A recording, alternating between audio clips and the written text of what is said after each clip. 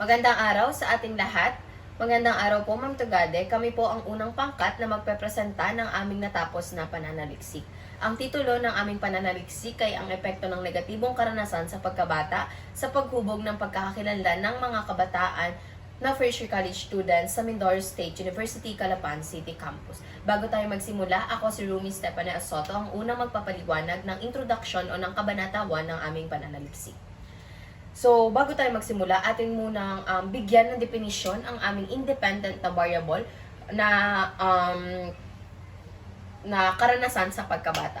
Ang karanasan sa pagkabata ay ang unang yugto na nararanasan natin o ang pinakang-critical na period ng ating mga buhay. Dahil dito, nakakaranas tayo ng iba't ibang karanasan, mapa-negatibo or positibo, pero sa pananaliksik na ito ay mas focus o nakalaan ang ating atensyon sa mga negatibong karanasan ng mga kabataan.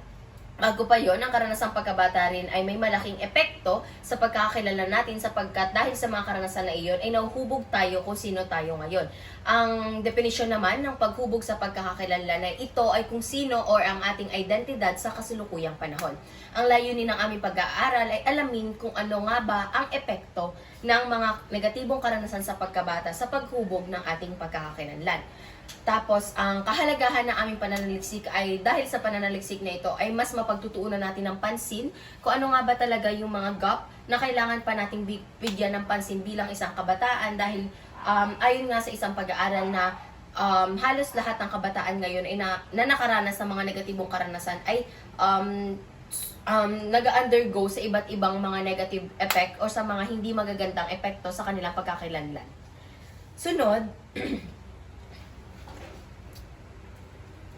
Sunod ay atin namang ipapaliwanag ang mga metodolohiya na ginamit namin upang matapos at maisagawa ang pananaliksik na ito na ipapaliwanag ng aking sunod pang mga kagrupo.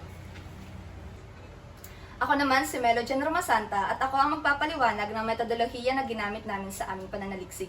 Sa ikatlong kabanata ng aming pananaliksik ay tatalakayin natin ang metodolohiya o ang mga paraan at hakbangin na ginamit namin upang mangalap at mangolekta at analisahin ang mga datos na aming nakolekta.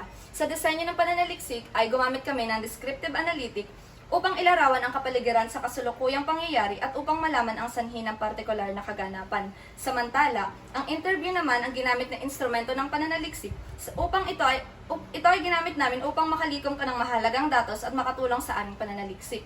At huli sa lahat ay ang thematic analysis naman ang ginamit na paraan sa pangangalap ng datos kung saan ang mga karaniwang tema, pananaw at pattern sa sagot ng mga respondante ay tinukoy at sinuri. Ngayon naman ay dadako na tayo sa susunod na kabanata 4. Dito ay makikita na natin ang resulta at mga diskusyon batay sa mga isinagawang pananaliksik. Ipinapahayag din rito ang resulta batay sa mga nakuha naming mga datos sa interview na aming isinagawa. Magandang araw, Ma'am Tugade. Ako po si Ian May Siloto at ako ang magpapaliwanag ng resulta ng aming pananaliksik. Para sa unang katanungan, ano-ano ang mga pangunahing negatibong karanasan sa pagkabata na nakakaapekto sa paghubog ng pagkakakilanlan ng mga kabataan sa iba't ibang aspeto, tulad ng pamilya, kaibigan at kapwa? Ayon sa mga mag-aaral na nagbahagi ng kanilang mga saloobin, ang mga negatibong karanasan sa pagkabata ay nag-iiwan ng malalim at pangmatagalang epekto sa paghubog ng pagkakakilanlan at sa paraan ng pakikipag-ugnayan ng isang tao sa kanyang kapwa. Itinuturing nilang hadlang sa pagkakaroon ng normal at masayang buhay bilang bata ang mga karanasang ito, tulad ng matinding academic pressure mula sa pamilya, kawalan ng bukas na komunikasyon, at kakulangan ng emosyonal na suporta na nagdudulot ng mababang tiwala sa sarili, takot na magkamali, at pagkakait ng oras para makipag-ugnayan sa iba. Ang mataas na inaasahan ng pamilya ay nagiging sanhi ng pagkatakot na mabigo, na humahantong sa paglayo ng loob at pagbuo ng distansya sa mga magulang at kapatid. Lumalabas din sa mga pahayag ng mga mag-aaral na ang mga negatibong karanasan sa pakikipagkaibigan noong pagkabata tulad ng pananakot, pangungutya at pagkakait ng pagtanggap ay nagdudulot ng malalim na sugat sa kanilang tiwala sa sarili. Ang mga karanasang ito ay nag-ugat sa kanilang takot na magtiwala sa iba at naging dahilan ng pag-iwas sa pagbuo ng malalim na relasyon sa iba habang lumalaki. Sa kabuuan, ipinapakita ng mga sanaysay ng mga kalahok na ang mga negatibong karanasan sa pagkabata ay higit pa sa mga simpleng alaala. Ito ay nagiging malalim na sugat na humuhubog sa kanilang pagkatao, pananaw at ugnayan sa iba. Ang mga epekto nito ay hindi na madaling mabubura at madalas ay patuloy na nararamdaman hanggang sa pagtanda. Dahil dito, nagiging mahirap para sa mga kabataan na bumuo ng tunay at matatag na pagkakakilanlan, magtiwala sa sarili at makipag-ugnayan ng bukas sa iba, sapagkat ang kanilang pananaw at pagkatao ay binabalot ng takot, pangamba at pagtatago ng kanilang tunay na damdamin. Ang mga karanasang ito ay naging hadlang sa pagbuo ng isang positibong self-concept at pag-unlad ng emosyonal na koneksyon, na mahalaga sa pagkakaroon ng malusog na ugnayan at matibay na identidad habang lumalaki. Sa ikalawang tanong ay tatalakayin kung paano nga ba nakaapekto ang mga negatibong karanasan sa pagkabata sa paghubog ng pagkakakilanlan ng mga kabataan sa mga sumusunod na aspekto. Una ay ang relasyon sa pamilya, pangalawa ay relasyon sa kaibigan, at ang pangatlo ay pakikisalamuha sa kapwa. Ang naging resulta ng aming pananaliksik ay ang mga negatibong karanasan at pagkabata ay mayroon ngang malalim at pangmatagalang epekto sa paghubog ng kanilang pagkakakilanlan sa paraan ng pakikutungo nila sa kanilang pamilya, kaibigan at sa kanilang kapwa. Marami sa kanila ang nagkaroon ng takot, kawalan ng tiwala at hirap sa pagbuo ng emosyonal na koneksyon. Gayunpaman, sa kabila ng mga negatibong epekto, may mga kabataan ding natutong protektahan ang kanilang sarili at naging mas mapanuri sa pagpili ng kanilang mga taong pagkakatiwalaan. Batay sa mga sagot ng mga respondante at sa mga teoryang sangguni, napatunayan na ang karanasang ito ay maaaring makaapekto hindi lamang sa kasulukuyan, kundi maging sa kanilang pang-unlad hanggang sa pagtanda. Magandang araw, Ma'am Tugade. Ako si Hinjil Elsa Binori ang magpapaliwanag ng pangatlong tanong na resulta sa aming pananaliksik. Paano nakakaapekto ang uri at tindi ng negatibong karanasan sa pagkabata sa paraan ng paghubog ng pagkakakilanlan ng kabataan, partikular sa kanilang relasyon sa pamilya, kaibigan at kapwa?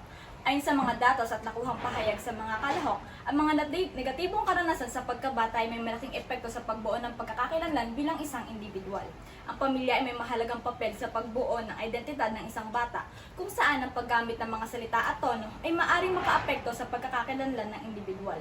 Ang mga negatibong karanasan, tulad ng pagmamaliit at pagtrato ng hindi tama, ay maaring magdulot ng mahinang kumpiyansa sa sarili, habang sa kabilang banda naman ay maaring magpalakas sa kanila upang magtagumpay sa buhay.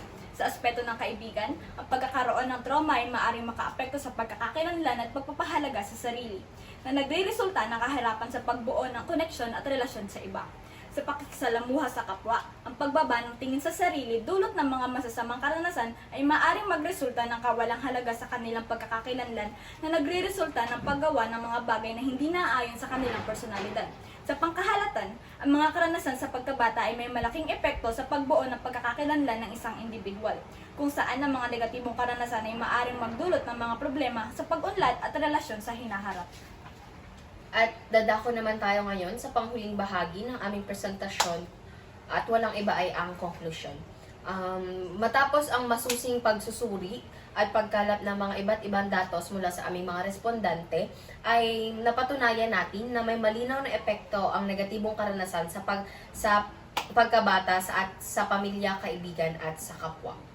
Una ay sa mga nabanggit na karanasan, sa mga nabanggit na negatibong karanasan ng aming mga respondante, ay mas nalaman namin na ito ay may significant or mahalagang epekto sa kanila sa aspekto ng kanilang pakikisalamuha sa pamilya, pakikisalamuha sa kaibigan at pakikisalamuha sa kapwa. Ngayon naman ay napatunayan din na may dual na epekto ang mga negatibong karanasan na ito, dahil bagamat ay negatibo man ang naging epekto nito sa kanila, ay may positibong ambag din ang mga karanasan na ito, katulad na lamang ng ginagawa nilang motibasyon or aral ang mga karanasan na ito upang mas maging matatag or mas maging ready sa mga hamon na kakaharapin pa nila sa kanilang mga buhay. Naniniwala din ang mga respondante ayon sa pananaliksik na ito na ang mga negatibong karanasan na ito ay hindi lamang nakakapag-ambag sa kanilang pagkakilanlan bilang isang negatibong bagay, kundi ay ginagamit nila itong mga stepping stone upang mas maging mabuti at upang mas maging maganda or maayos ang kanilang mga identidad. Pangatlo ay hindi pare-pareho ang epekto ng ng mga negatibong karanasan na ito sa bawat individual. May iba na parang nakapokus lamang sa negatibong epekto nito sa kanilang identidad at ang iba naman ay dinadivert ang mga negatibong epekto nito into a positive one upang mas maging, yun nga katulad sinabi ko kanina, ay maging stepping stone upang mas maging matatag at maging aral ito sa kanila. Sunod ay suportado ang mga ang resulta ay suportado ng mga naunang pananaliksik or ng aming mga RRL tulad na lamang ng pag-aaral ni Downey at Crummy kung saan sinasabi na negatibong alaala ay maaring magtagal at makakaapekto sa ating emosyonal na kalusugan, ugnayan sa kapwa at of course ang pagtingin natin sa sarili na nakakapaghubog sa ating overall na pagkakakilanlan bilang isang individual. So, ang konklusyon ng aming pananaliksik ay may epekto ang negatibong karanasan sa paghubog ng pagkakakilanlan ng mga kabataan na first year college students mula sa Mindoro State University, Calapan City Campus.